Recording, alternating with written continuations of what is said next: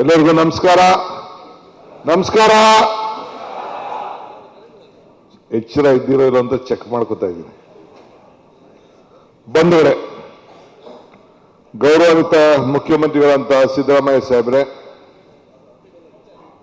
ನಮ್ಮ ಸ್ಪೀಕರ್ ಸಾಹೇಬರು,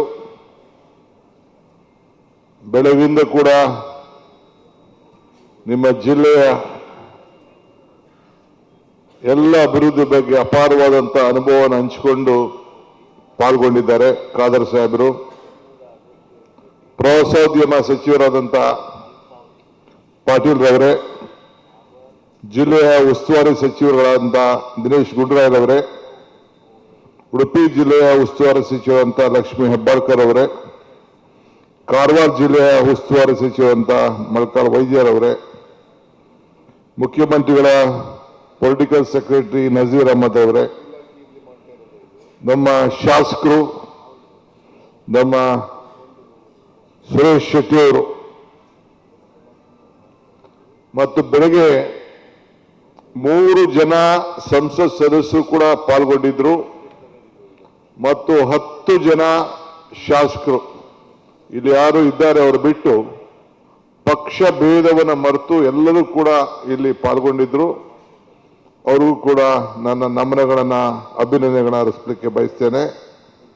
ಮತ್ತು ಸತೀಶ್ ಶೈಲ್ ಅವರು ಇದ್ದಾರೆ, ಟಿ ಡಿ ರಾಜೇಗೌಡರು ಇದ್ದಾರೆ, ಐವಾನ್ ಡಿಸೋಜ ಅವರು ಇದ್ದಾರೆ, ಭೀಮಣ್ಣ ನಾಯ್ಕರು ಇದ್ದಾರೆ, ಅಶೋಕ್ ರೈ ಇದ್ದಾರೆ, ಮಂಜುನಾಥ್ ಭಂಡಾರಿ ಅವರು ಇದ್ದಾರೆ, ಗಫೂರ್ ಅವರು ಇದ್ದಾರೆ, ನಮ್ಮ ಮೆಸ್ಕಾಂ ಚೇರ್ಮನ್ ಎಲ್ಲ ಇದ್ರಲ್ಲ ಹರೀಶ್ ಓಕೆ ಇದ್ದಾರೆ, ಇನ್ನು ಬಹಳ ಜನ ಎಲ್ಲ ಚೇರ್ಮನ್ಸ್ ಎಲ್ಲ ಇದ್ದಾರೆ. ವಿಶೇಷವಾಗಿ ಇವತ್ತು ಈ ಕಾರ್ಯಕ್ರಮದ ಯಶಸ್ಸಿಗೆ ನಮ್ದು ಚಿಂತನೆ ಇರ್ಬೋದು, ನಮ್ದು ವಿಷನ್ ಇರ್ಬೋದು, ಮಿಷನ್ ಇರ್ಬೋದು, ಅಲ್ಟಿಮೇಟ್ಲಿ ಪ್ರಜಾಪ್ರಭುತ್ವದ ವ್ಯವಸ್ಥೆಯಲ್ಲಿ ಎಕ್ಸಿಕ್ಯೂಟ್ ಮಾಡೋಂಥವ್ರು 3 ಜನ ನಮ್ಮ ಜಿಲ್ಲಾಧಿಕಾರಿಗಳು, ನಮ್ಮ ಏನು ನಮ್ಮ ಟೂರಿಸಂ ಸೆಕ್ರೆಟರಿ ತಿಲಕ್ ಅವರ ಮುಖಂಡತ್ವದಲ್ಲಿ ಅವರು ಮತ್ತು ಅವರ ತಂಡದವರು ಅಲ್ಲ ಅವರ ಆಫೀಸರ್ಸು ಬಹಳ ಚೆನ್ನಾಗಿ ಕೆಲಸ ಮಾಡಿದ್ದಾರೆ. ಸರ್ಕಾರ ಪರವಾಗಿ 3 ಡಿಸಿಗಳಿಗೆ ಮತ್ತು ನಮ್ಮ ಟೂರಿಸಂ ಸೆಕ್ರೆಟರಿ ಮತ್ತು ಅವರ ಡೈರೆಕ್ಟರ್ಗೆ ನಾನು ಅಭಿನಂದನೆ ಸಲ್ಲಿಸಲಿಕ್ಕೆ ನಾನು ಬಯಸ್ತಾ ಇದ್ದೇನೆ. ನಾನು ಅಸೆಂಬ್ಲಿಲಿ ಭಾಷಣ ಮಾಡಬೇಕಾದ್ರೆ ಪಾಟೀಲ್ರೆ ಅಸೆಂಬ್ಲಿಲಿ ಭಾಷಣ ಮಾಡಬೇಕಾದ್ರೆ ನಾನು ಬಿಜೆಪಿ ಸ್ನೇಹಿತರು ಎಲ್ಲ ನೋಡ್ತಾ ಇದ್ರು ನನ್ನ. Mangaluru has become A dead city ಅಂತ ಹೇಳಿದೆ. ಅವರೆಲ್ಲ ಕೇಳಿದ್ರು, ಏನು ಈ ರೀತಿ ನನಗೆ ಹೇಳ್ತಾ ಇದ್ದೀರಾ ಅಂತ ಹೇಳಿ ಕೆಲವು ನನ್ನ ಬಿಜೆಪಿ ಶಾಸಕರೆಲ್ಲ ನನ್ನ ಹತ್ರ ಚರ್ಚೆ ಮಾಡಿದ್ರು. ಅದಾದ್ಮೇಲೆ ಅವ್ರಿಗೆ ಉತ್ತರ ಕೊಟ್ಟೆ ನಾನು, ಯಾಕೆ ಡೆಡ್ ಸಿಟಿ ಅಂತ ಹೇಳಿದೆ ಅಂತೇಳಿ. ಅದಾದ್ಮೇಲೆ ಅವರು ಒಪ್ಕೊಂಡ್ರು ನನ್ನ ಹತ್ರ, ನಿಮ್ಮ ಹತ್ರ ಒಪ್ಕೊಳ್ತೀವಿ ಅಂತೇಳಿ. ಏನು ನನ್ನ ಚಿಂತನೆ ಕಲ್ಪನೆ ಇದೆ, ನಮ್ಮ ಸರ್ಕಾರದ ಕಲ್ಪನೆ ಏನಿದೆ ಅನ್ನೋದನ್ನು ಅವ್ರಿಗೆ ಎಕ್ಸ್ಪ್ಲೈನ್ ಮಾಡಿದೆ. ಅವರಿಲ್ಲ, ನಿಮ್ಮ ಜೊತೆ ನಾವು ಕೈ ಜೋಡಿಸ್ತೀವಿ, ನೀವು ಹೇಳುತ್ತಲ್ಲ ಅರ್ಥ ಇದೆ, ಇದಕ್ಕೆ ನಾವು ಕೂಡ ಸಹಕಾರ ಕೊಡ್ತೀವಿ, ನೀವು ಮುಂದುವರಿರಿ ಅಂತ ಹೇಳಿದ್ರು. ಬೆಂಗಳೂರಿನಲ್ಲಿ ಒಂದು ಸಭೆ ಕರೆದೆ, ಅವರೆಲ್ಲ ಪಾರ್ಟಿಸಿಪೇಟ್ ಮಾಡಿದ್ರು, ಸ್ಪೀಕರ್ಸ್ ಅವ್ರು ಪಾರ್ಟಿಸಿಪೇಟ್ ಮಾಡಿದ್ರು, ಮಂತ್ರಿಗಳು ಮಾಡಿದ್ರು. ಸೊ ಅದಾದಮೇಲೆ ನಾನು ಮಂಗಳೂರಲ್ಲೇ ಮತ್ತೊಂದು ಸಭೆಯನ್ನು ಮಾಡಿ ನಮ್ಮ ಎಚ್ ಕೆ ಪಾಟೀಲ್ ಅವರು ಟೂರಿಸಂ ಪಾಲಿಸಿ ತೆಗೆದುಕೊಂಡು ಬಂದರು. ಇನ್ನೂ ಸ್ವಲ್ಪ ಆ್ಯಡ್ ಮಾಡಬೇಕು ಅನ್ನೋದು ಕ್ಯಾಬಿನೆಟಲ್ಲಿ ನಾವು ಚಿಂತನೆ ಮಾಡಿದೋ. ಸೊ ಏನಾದ್ರು ಆ್ಯಡ್ ಮಾಡಬೇಕಾದ್ರೆ ನಿಮ್ಮನ್ನು ಕೇಳಬೇಕು, ನಾವು ನಿಮ್ಗೆ ಏನು ಬೇಕು ಅಂತ ಕೇಳಬೇಕು, ನಿಮ್ಮ ಆಲೋಚನೆ ಏನು ಅಂತ ಕೇಳಬೇಕು, ನಿಮ್ಮ ಕಷ್ಟ ಏನು ಅಂತ ಕೇಳಬೇಕು, ಯಾವ ರೀತಿ ನಿಮ್ಮ ಶಕ್ತಿ ಕೊಡಬೇಕು ಅಂತ ಹೇಳ್ಬಿಡಬೇಕು. ಯಾಕೆಂದ್ರೆ ನೀವು ಶಕ್ತಿಶಾಲಿಯಾಗಿದ್ದರೆ ನಾವು ಶಕ್ತಿಶಾಲಿಯಾಗಿದ್ದಂಗೆ. ಸೊ ಆ ದೃಷ್ಟಿಯಿಂದ ನಿಮ್ಮ ಹತ್ರ ಎಲ್ಲ ಚರ್ಚೆ ಮಾಡಬೇಕು ಅಂತೇಳಿ ನಾನು ಕೂಡ ನಮ್ಮ 3 ಜನ ಜಿಲ್ಲಾಧಿಕಾರಿಗಳಿಗೆ ನಿಮ್ಮ ಹತ್ರ ಎಲ್ಲ ಚರ್ಚೆ ಮಾಡಿ ನಿಮ್ದೇನಿದೆ ಅನ್ನೋದನ್ನ ನೀವು ಕೂಡ ಪ್ರೆಸೆಂಟೇಷನ್ ಮಾಡಬೇಕು ಅಂತ ಅವ್ರಿಗೂ ತಿಳಿಸ್ದೆ. ಇವತ್ತು ಅವರು ಕೂಡ ಅವರ ಜಿಲ್ಲೆಯ ಸಂಪತ್ತು ಏನಿತ್ತು ಅದನ್ನು ಕೂಡ ಅವರು ನಿಮ್ಮ ಹತ್ರ ಹಂಚ್ಕೊಂಡಿದ್ದಾರೆ.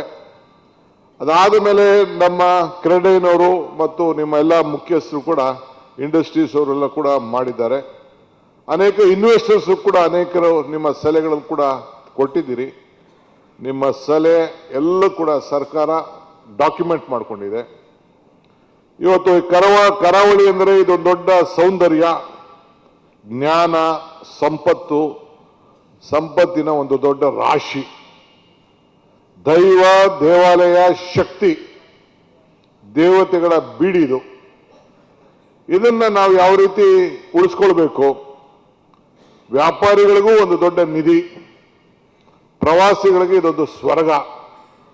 ಏನು 320 ಕಿಲೋಮೀಟರ್ ಈ ಒಂದು ಸಮುದ್ರದ ಕಡಲಿದೆ, ಇದಲ್ಲದೆ ನದಿಗಳಿದೆ, ಹಸುಗಳ ತಾಣ ಏನಿದೆ, ವಿಶಿಷ್ಟವಾದಂಥ ಕಲೆ, ಸಂಸ್ಕೃತಿ ಎಲ್ಲ ಕೂಡ ಇದೆ.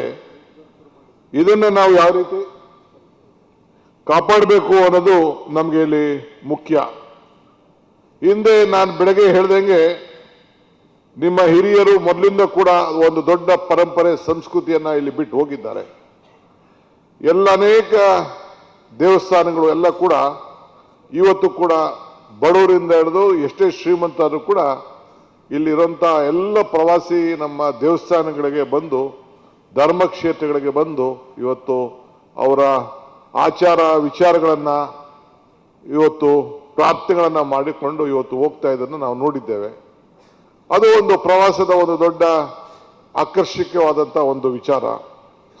ನಮ್ಮ ಹಿರಿಯರು ಇಲ್ಲಿ ಬ್ಯಾಂಕ್ಗಳನ್ನು ಸ್ಥಾಪನೆ ಮಾಡಿ ಇಡೀ ದೇಶಕ್ಕೆ, ಬಹುಶಃ ಯಾವ ರಾಜ್ಯದಲ್ಲೂ ರಾಜ್ಯ ಕೂಡ ಇಷ್ಟು ದೊಡ್ಡ ಬ್ಯಾಂಕ್ಗಳನ್ನು ಕೊಡಲಿಲ್ಲ. ಅಷ್ಟು ದೊಡ್ಡ ಬ್ಯಾಂಕ್ಗಳನ್ನು ಇಡೀ ರಾಷ್ಟ್ರಕ್ಕೆ ಯಾರು ಕೊಟ್ಟರು ಅಂತಂದ್ರೆ ಇದು ನಿಮ್ಮ ಈ ದಕ್ಷಿಣ ಕನ್ನಡ ಜಿಲ್ಲೆಯವರು ಕೊಟ್ಟಿರೋದನ್ನ ನಾವು ಮರಿಲಿಕ್ಕೆ ಸಾಧ್ಯ ಇಲ್ಲ. ಇವತ್ತೊಂದು ಕಾಲನೇ ಲೆಕ್ಕ ಹಾಕೊಳ್ಳಿ, 8 ಮೆಡಿಕಲ್ ಕಾಲೇಜಸ್ ಇಲ್ಲಿದೆ. ಇಡೀ ದೇಶದಲ್ಲಿ ಯಾವ್ದಾದ್ರು ಒಂದು ಅವಿವಾಹಿತ ಜಿಲ್ಲೆಯಲ್ಲಿ 8 ಮೆಡಿಕಲ್ ಕಾಲೇಜ್ ಇದೆ ಅಂತಂದ್ರೆ ಬೇರೆ ಎಲ್ಲೂ ಇಲ್ಲ, ನಿಮ್ಮಲ್ಲಿ ಮಾತ್ರ ಇದೆ ಇವತ್ತು ಅನ್ನೋದನ್ನ ನನಗೆ ಹೇಳ್ಕೊಳ್ಳಿಕ್ಕೆ. ಯಾಕೆ ನಾನು ಮೆಡಿಕಲ್ ಎಜುಕೇಶನ್ ಮಿನಿಸ್ಟರ್ ಆಗಿ ಕೆಲಸ ಮಾಡಿದ್ದೇನೆ. 70 ಮೆಡಿಕಲ್ ಕಾಲೇಜ್ ರಾಜ್ಯದಲ್ಲಿದೆ, ನಮ್ಮ ರಾಜ್ಯದಲ್ಲಿ. ಇಡೀ ರಾಷ್ಟ್ರದಲ್ಲೇ ಅತಿ ಹೆಚ್ಚು ಮೆಡಿಕಲ್ ಕಾಲೇಜಸ್ ನಮ್ಮ ರಾಜ್ಯದಲ್ಲಿದೆ. ಅಂಥದ್ರಲ್ಲಿ ಇವತ್ತು 8 ಕಾಲೇಜು ಬರೀ ಇಲ್ಲೊಂದು ಕೇವಲ ಒಂದು 20-30-40 ಕಿಲೋಮೀಟರಲ್ಲಿ ಇವತ್ತು ನೀವು ಸರ್ವಿಸ್ ಮಾಡ್ತಾ ಇದ್ದೀರಿ. ಹೆಲ್ತ್ ಟೂರಿಸಂಗೆ ಇದೊಂದು ದೊಡ್ಡ ತಾಣ ಕೂಡ ಇದು. ನಮ್ಮ ಮುಖ್ಯಮಂತ್ರಿಗಳು ಅವರು ಕೂಡ ಈ ಚೀಫ್ ಮಿನಿಸ್ಟರ್ ಆದ್ಮೇಲೆ ಬಿಟ್ಬಿಟ್ರು, ಧರ್ಮಸ್ಥಳಕ್ಕೆ ಬರ್ತಾ ಇದ್ರು. ಆಯುರ್ವೇದ ಅವರ ಆರೋಗ್ಯನ ತಪಾಸಣೆ ಮಾಡ್ಕೊಳ್ಳಿಕ್ಕೆ ಅಲ್ಲೊಂದು ವಾರ ಎಲ್ಲ ಕೂಡ ಕಳೀತಾ ಇದ್ರು. ಯಾಕೆ? ಇಲ್ಲಿ ಇರುವಂತ ಒಂದು ವಿಶಿಷ್ಟವಾದಂತ ಗುಣವನ್ನ ಗಂದ್ಕೊಂಡು ಬಂದಿದ್ರು. ಇಲ್ಲಿ ಎಜುಕೇಶನ್, ಇಂಜಿನಿಯರಿಂಗ್ ಅಲ್ಲಿ ಇರುವಂತ ಸಂಪತ್ತು ಅಲ್ಲಿ ಯಾವ ರೀತಿ ಉಪಯೋಗಿಸ್ಕೊಳ್ತಾ ಇದ್ದಾರೆ, ಅಲ್ಲಿ ಹೆಂಗೆ ಉದ್ಯೋಗಗಳು ಸೃಷ್ಟಿ ಆಗ್ತಾ ಇದೆ, ಇವೆಲ್ಲ ಕೂಡ ಗಮನದಲ್ಲಿ ಇಟ್ಕೊಂಡ್ರೆ ಇವತ್ತು ನಾವೆಲ್ಲೋ ಒಂದ್ ಕಡೆ ಎಡವಿದ್ದೀವಿ ಅನ್ನೋದು ನನಗೆ ಅನೇಕ ನನ್ನ ಸ್ನೇಹಿತರಿಗೆ ಚರ್ಚೆಯನ್ನು ಮಾಡಿದಾಗ ನಾವೆಲ್ಲ ಒಟ್ಟಿಗೆ ಸಹಕಾರ ಕೊಡ್ತೀರಿ, ನೀವು ಮುಂದುವರಿರಿ ಅಂತೇಳಿ ನಮ್ಮೆಲ್ಲ ಶಾಸಕರು, ಸಂಸತ್ ಸದಸ್ಯರೆಲ್ಲ ಹೇಳಿದ್ರು. ಸೊ ನಾನು ನಮ್ಮ ಎಲ್ಲ ಮಿನಿಸ್ಟರ್ಸ್ನ ವಿಶ್ವಾಸಕ್ಕೆ ತೆಗೆದುಕೊಂಡು ಈ ಒಂದು ವಿಚಾರಕ್ಕೆ ಮುಂದಕ್ಕೆ ಕೈ ಹಾಕೊಂಡು ನಾವು ಬಂದಿದ್ದೇವೆ. ಹಿಂದೆ ಕೃಷ್ಣವ್ರ ಕಾಲದಲ್ಲಿ ಹೊಸ ಒಂದು ಟೂರಿಸಂ ಇದನ್ನ IT ಪಾಲಿಸಿ ಮಾಡಿದ್ದು. IT ಪಾಲಿಸಿ ಇಡೀ ರಾಜ್ಯದಲ್ಲಿ ಯಶಸ್ಸಾಯಿತು, ಬೆಂಗಳೂರಲ್ಲಿ ಯಶಸ್ಸಾಯಿತು, ಆದರೆ ಮಂಗಳೂರಲ್ಲಿ ಯಶಸ್ಸಾಗಲಿಲ್ಲ. ಸ್ವಲ್ಪ ಪ್ರಾರಂಭ ಆಯಿತು, ಇನ್ಫೋಸಿಸ್ ಅವರು ಬಂದರು, ಬೇರೆ ಬೇರೆಯವ್ರು ಕೆಲವರೆಲ್ಲ ಬಂದರು, ಆಮೇಲೆ ಅದು ಕ್ಷೀಣಿಸ್ತಾ ಇತ್ತು. ಆದರೆ ಅದೇ ನಿಮ್ಮ ಹುಡುಗರು ಮತ್ತೆ ಬಂದು ಬೆಂಗಳೂರಲ್ಲಿ, ದುಬೈನಲ್ಲಿ, ಬೇರೆ ಬೇರೆ ಕಡೆ, ಮುಂಬೈಯಲ್ಲೆಲ್ಲ ಹೋಗಿ ಇವತ್ತು ಕೆಲಸ ಮಾಡ್ತಾ ಇದ್ದಾರೆ. ಇವತ್ತು ಮುಂಬೈನಲ್ಲಿರುವಂಥ ಎಲ್ಲ ಟೂರಿಸಂ ಅಲ್ಲಿ ಇಂಡಸ್ಟ್ರಿ, ಹೋಟೆಲ್ ಇಂಡಸ್ಟ್ರಿ ಎಲ್ಲ ನೀವೇ ಇವತ್ತು ದೊಡ್ಡ ಪ್ರಸಿದ್ಧವಾದಂಥ ಹೆಸರನ್ನ ಪಡ್ಕೊಂಡು ಕಾಪಾಡ್ಕೊಂಡು ಬಂದಿದ್ದೀರಿ. ಹೊರಗಡೆ ದೇಶದಲ್ಲಿ ಈಗೂ ಇಲ್ಲೂ ಕೂಡ ನಾನು ನೋಡ್ತಾ ಇದ್ದೀನಿ, ದುಬೈಯಲ್ಲಿ ಹೋಟೆಲ್ ಮಡಗಿರೋರು ಎಲ್ಲ ಕೂಡ ಇವತ್ತು ಇಲ್ಲಿ ನನ್ನ ಕಣ್ಣು ಕಾಣ್ತಾ ಇದ್ದೀರಿ ನೀವೆಲ್ಲ. ಇಂಥ ಒಂದು ದೊಡ್ಡ ಶಕ್ತಿ ಇದೆ. ಸೊ ಅದರಿಂದ ಹೆಲ್ತ್ ಟೂರಿಸಂ ಇರ್ಬೋದು, ಎಜುಕೇಷನ್ ಇರ್ಬೋದು, ಈ ಕಡೆ ನಮ್ಮ ಕೋಸ್ಟಲ್ ಬೆಲ್ಟ್ ಇರೋಂಥ ಏನು ಈ ಸಮುದ್ರ ಏನಿದೆ ಇದರಲ್ಲಿ ಬೀಚ್ ಟೂರಿಸಂ ಇರ್ಬೋದು, ಎಲ್ಲ ಥರದಲ್ಲೂ ಕೂಡ ಮತ್ತು ಧಾರ್ಮಿಕವಾದಂಥ ಕ್ಷೇತ್ರಗಳಲ್ಲಿ ಕೂಡ ಇವತ್ತು ನಾವು ಉಪಯೋಗಿಸ್ಕೊಳ್ಳಿಕ್ಕೆ ಇವತ್ತು ದೊಡ್ಡ ಈ ಸಂಪತ್ತು, ಈ ನಿಧಿಯನ್ನ ಕಾಪಾಡಬೇಕು, ಮುಂದಿನ ಜನರೇಷನ್ಗೆ ಹೋಗ್ಬೇಕು. ನಮ್ಮ HK ಪಾಟೀಲ್ ಅವರು ಹೇಳ್ದಂಗೆ ಇದೊಂದು ನಮ್ಮ ಸರ್ಕಾರದ ಮೂಲ ಚಿಂತನೆ. ಮಂಗಳೂರು ಯಾವಾಗಲೂ ಕೂಡ ಒಂದು ಶಾಂತಿಯ ತೋಟ ಆಗಿ ನೆಲ್ತ್ಕೊಂಡು ಇರಬೇಕು ಅನ್ನೋದು ನಮ್ಮ ಆಸೆ. ಶಾಂತಿ ತೋಟ ಇರಬೇಕು ಅಂದ್ರೆ ಏನು? ನಮ್ಮ ಯುವಕರಿಗೆ ಉದ್ಯೋಗ ಕೊಡಬೇಕು, ಈ ಭಾಗದಲ್ಲಿ ಇನ್ವೆಸ್ಟರ್ಸ್ ಬರಬೇಕು. ಈ ಮಧ್ಯದಲ್ಲಿ ಒಂದು ವರ್ಷದಿಂದ ಒಂದು ಯಾವುದೋ ಸಣ್ಣ ಗಲಾಟೆ ಆಗೋದಾಗ, ಉಡುಪಿಲಿ ಯಾವುದೋ ಒಂದು ಸಂಸ್ಥೆ ಗಲಾಟೆ ಆಗೋದಾಗ ಅನೇಕ ನಂಗೆ ಸಂಘ ಸಂಸ್ಥೆಯವರು, ವಿದ್ಯಾರ್ಥಿಗಳು, ಇನ್ಸ್ಟಿಟ್ಯೂಷನ್ ನಡೆಸೋರು ನಮ್ಮಲ್ಲಿ ಅಡ್ಮಿಷನ್ ಕಡಿಮೆ ಆಗ್ತಾ ಇದೆ ಒಂದು ಭಾವನೆಯನ್ನ ಬಂದು ನಮ್ಮ ಹತ್ರ ಹೇಳ್ಕೊಂಡಿದ್ದು ನನಗೆ ನೋವಾಗ್ತದೆ. ಯಾರ್ಯಾರು ಬಂದು ಹೇಳ್ಕೊಂಡ್ರು ಅಂತ ಅವ್ರ ಹೆಸರನ್ನ ಹೇಳಕ್ಕೆ ನಾನು ತಯಾರಿಲ್ಲ. ಸೊ ಈ ಹಿನ್ನೆಲೆಯಲ್ಲಿ ಚರ್ಚೆ ಮಾಡಿ ಇದಕ್ಕೊಂದು ಫೌಂಡೇಶನ್ ಹಾಕಬೇಕು ಇದಕ್ಕೆ ಅಂತೇಳಿ ನಮ್ಮ ಸರ್ಕಾರ ನಾವು ಚಿಂತೆಯನ್ನು ಮಾಡಿ ಈ ಒಂದು ಪ್ರಯೋಗಕ್ಕೆ ನಾವು ಪಾಲ್ಗೊಂಡಿದ್ದೇವೆ. ನಿಮ್ಮ ನೋವು ಏನಿದೆ ಅಂತ ನಮಗೆ ಅರ್ಥ ಇದೆ.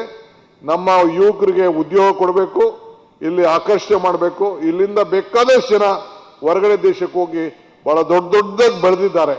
ಆದರೆ ಮತ್ತೆ ಅವರು ತನ್ನ ತಾಯಿ ಭೂಮಿ, ಹುಟ್ಟಂತ ಭೂಮಿ, ನನ್ನ ಕರ್ಮ ಭೂಮಿ, ಜನ್ಮ ಕೊಟ್ಟಂತ ಭೂಮಿ ಇಲ್ಲಿ ಬಂದು ವಾಪಸ್ ನನ್ನ ಗುರುತನ್ನ ಬಿಡಬೇಕು ಅನ್ನೋದು ಕೂಡ ಬೇಕಾದಷ್ಟಿದೆ.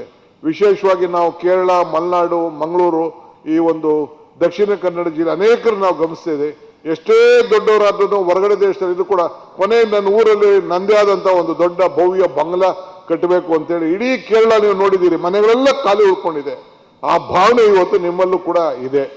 ಆದ್ರಿಂದ ಮುಂದಕ್ಕೆ ನೀವೆಲ್ಲ ಕೂಡ ನಿಮ್ಮ ಊರಿನಲ್ಲೇ ನಿಮ್ಮ ಮಕ್ಕಳನ್ನ ನೀವು ತಯಾರು ಮಾಡಿ ಇಡೀ ದೇಶದ ಒಂದು ಸಂಪತ್ತನ್ನ, ಇಂದಿನ ಇತಿಹಾಸವನ್ನ ಉಳಿಸ್ಕೊಂಡು ಹೋಗ್ಲಿ ಅನ್ನೋ ದೃಷ್ಟಿಯಿಂದ ಇವತ್ತು ಈ ಒಂದು ಯೋಜನೆಗೆ ನಾವು ಕೈ ಹಾಕಿದ್ದೇವೆ. ನಿಮ್ಗೊಂದು ಪಾಲಿಸಿ ಬೇಕು. ಈಗ CRZ ವಿಚಾರ ಗಮನಕ್ಕೆ ಬಂತು ಮತ್ತು ನನಗೆ ಅರಿವಿದೆ. ನಾನು ಹಿಂದೆ ಅರ್ಬನ್ ಡೆವಲಪ್ಮೆಂಟ್ ಮಿನಿಸ್ಟರ್ ಇದ್ದೆ, ಇವತ್ತು ಬೆಂಗಳೂರು ನಗರಾಭಿವೃದ್ಧಿ ಮಿನಿಸ್ಟರ್ ಇದೆ. ಇದನ್ನ ಸರಳತೆ ಮಾಡಲಿಕ್ಕೆ ಏನು ಮಾಡಬೇಕು ಅಂತಿದೆ. ಸದ್ಯದಲ್ಲೇ ನಾನು ನಿಮ್ಮೆಲ್ಲ ಶಾಸಕರ ಹತ್ರ ಮಾತಾಡಿ, 3 ಜನ ಸಂಸತ್ ಸದಸ್ಯರು ಕೂಡ ನಾನು ಮಾತಾಡಿ, ನಮ್ಮ ಡಿಸ್ಟ್ರಿಕ್ಟ್ ಮಿನಿಸ್ಟರ್ ಹತ್ರ ಕೂಡ ಎಲ್ಲ ಮಾತಾಡಿ, ಒಟ್ಟಿಗೆ ಮುಖ್ಯಮಂತ್ರಿಗಳ ಸಮ್ಮುಖದಲ್ಲಿ ಒಂದು ಡೆಲ್ಲಿಗೆ ಹೋಗಿ ನಮ್ಮ ಟೂರಿಸಂ ಮಿನಿಸ್ಟ್ರು ಮತ್ತು ನಮ್ಮ ಫಾರೆಸ್ಟ್ ಮಿನಿಸ್ಟ್ರು CRZ ವಿಚಾರಕ್ಕೆ ಇಬ್ಬರನ್ನು ಕೂಡ ಭೇಟಿ ಮಾಡಿ ಇದು ಯಾವ ರೀತಿ ಸರಳತೆ ಮಾಡಬೇಕು, ಏನು ಗೋವಾಲ್ ಏನಿದೆ ಮತ್ತು ಏನು ನಮ್ಮ ಕೇರಳ ಏನಿದೆ ಅದೇ ರೀತಿ ಇಲ್ಲೂ ಕೂಡ ಪಾಲಿಸಿಯನ್ನ ಮಾಡೋಂಥ ಒಂದು ವ್ಯವಸ್ಥೆಗೆ ನಾವು ಸರ್ಕಾರದ ಮೇಲೆ, ಕೇಂದ್ರ ಸರ್ಕಾರದ ಮೇಲೆ ಒತ್ತಾಯವನ್ನು ತಂದು ನಿಮಗೆ ಎಲ್ಲ ಥರದ ಸಹಕಾರವನ್ನು ಕೊಡಲಿಕ್ಕೆ ನಾವು ಬದ್ಧವಾಗಿದ್ದೇವೆ. ಈ ವಿಚಾರದಲ್ಲಿ ನಾವು ಆಲೋಚನೆ ಮಾಡ್ತಾ ಇದ್ದೇವೆ. ಮುಂದೊಂದು ದಿನದಲ್ಲಿ ನೀವೇನೇನು ಸಲಹೆ ಎಲ್ಲ ಕೊಟ್ಟಿದ್ದೀವಿ ಅದೆಲ್ಲ ನಮ್ಮ ಅಧಿಕಾರಿಗಳನ್ನ ಕರೆಸಿಸ್ಬಿಟ್ಟು ಒಂದು ಚರ್ಚೆ ಮಾಡಿ ಅದಕ್ಕೊಂದು ದಾಖಲೆಗಳನ್ನ ನಿರ್ಮಾಣ ಮಾಡಿ, ನೀವು ಯಾರ್ಯಾರು ಇದ್ರ ಬಗ್ಗೆ ಆಲೋಚನೆ ಮಾಡ್ತಾ ಇದ್ದೀರಿ, ನಿಮ್ಗೆ ಇನ್ಯಾವ ರೀತಿ ನಾವು ಸಹಕಾರ ಕೊಡ್ಬೋದು, ಇನ್ನೇನು ಎಕ್ಸಂಪ್ಷನ್ ಕೊಡ್ಬೋದು, ಇನ್ನೇನೇನು ನಿಮಗೆ ಫೈನಾನ್ಷಿಯಲ್ ಸ್ಟ್ರೆಂತ್ ಕ್ರಿಯೇಟ್ ಮಾಡ್ಬೋದು, ನೀವು ಡೆವಲಪ್ ಆಗೋವರೆಗೂ ಇನ್ನೇನೇನು ಹಾಲಿಡೇ ಕ್ರಿಯೇಟ್ ಮಾಡ್ಬೋದು, ಯಾವ್ಯಾವ ವಿಚಾರದಲ್ಲಿ ಯಾವ ಟ್ಯಾಕ್ಸಲ್ಲಿ ನಮ್ಮ ರಾಜ್ಯಕ್ಕೆ ಸರ್ಕಾರಕ್ಕೆ ಸಂಬಂಧಪಟ್ಟಂತೆ ಏನು ಸಹಾಯ ಮಾಡ್ಬೋದು, ಇದನ್ನು ಕೂಡ ಆಲೋಚನೆಯನ್ನು ಮಾಡ್ತೇವೆ. ಯಾಕೆಂದರೆ ಈಗ ನಾನು ಇದನ್ನು ಡಿಸ್ಕ್ಲೋಸ್ ಮಾಡಲಿಕ್ಕೆ ಆಗೋದಿಲ್ಲ. ಯಾಕೆಂದರೆ ನಮ್ಮ ಫೈನಾನ್ಷಿಯಲ್ಲು ಮತ್ತು ಕೆಲವು ಅನೇಕ ಸ್ಥಳೀಯ ಸಂಸ್ಥೆಗಳ ಜೊತೆ ಚರ್ಚೆಯನ್ನು ನಾವು ಈ ಸಂದರ್ಭದಲ್ಲಿ ನಾವು ಮಾಡಬೇಕಾಗ್ತದೆ. ಅದಾದ ಮೇಲೆ ನಾವು ಅದನ್ನು ಅನೌನ್ಸ್ಮೆಂಟ್ ಮಾಡ್ತೇವೆ. ಸದ್ಯದಲ್ಲೇ ನಿಮಗೆ ಈ ವಿಚಾರವನ್ನು ನಾವು ತಿಳಿಸ್ತೇವೆ.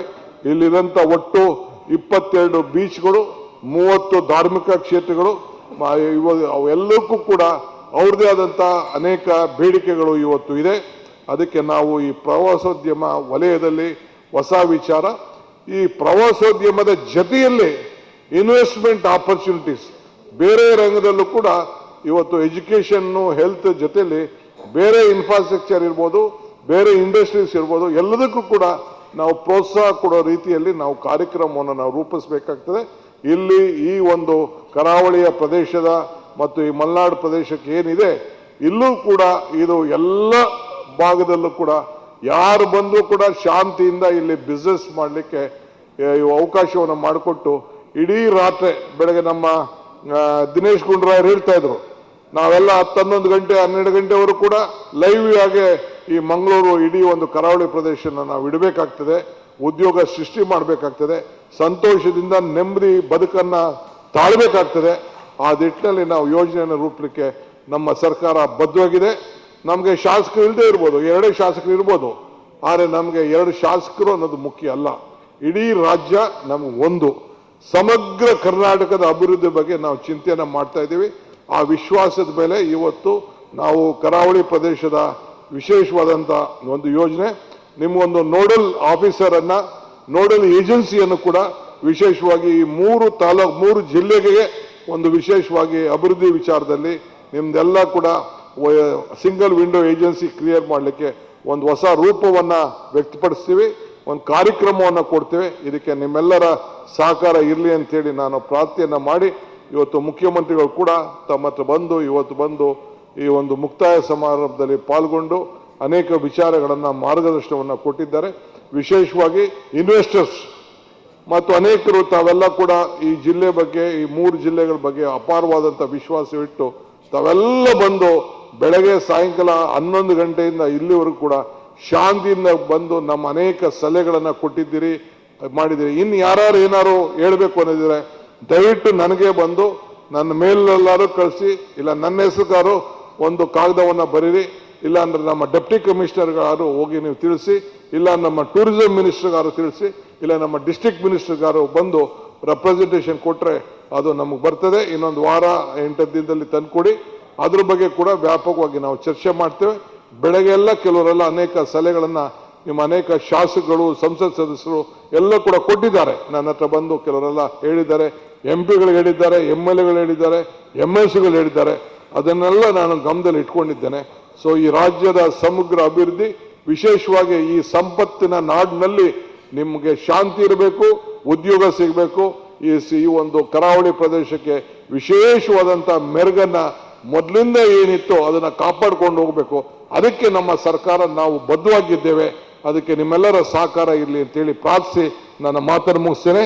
ಜೈ ಹಿಂದ್, ಜೈ ಕರ್ನಾಟಕ, ಜೈ ಕರಾವಳಿ. ನಿಖರ ಸುದ್ದಿ, ಸದಭಿರುಚಿಯ ಕಾರ್ಯಕ್ರಮ. ನೀವು ನೋಡ್ತಾ ಇದ್ದೀರಾ ಕಹಳೆ ನ್ಯೂಸ್, ಸಮಾಜದ ಜಾಗೃತಿಗಾಗಿ ವಸ್ತುನಿಷ್ಠ ವರದಿ.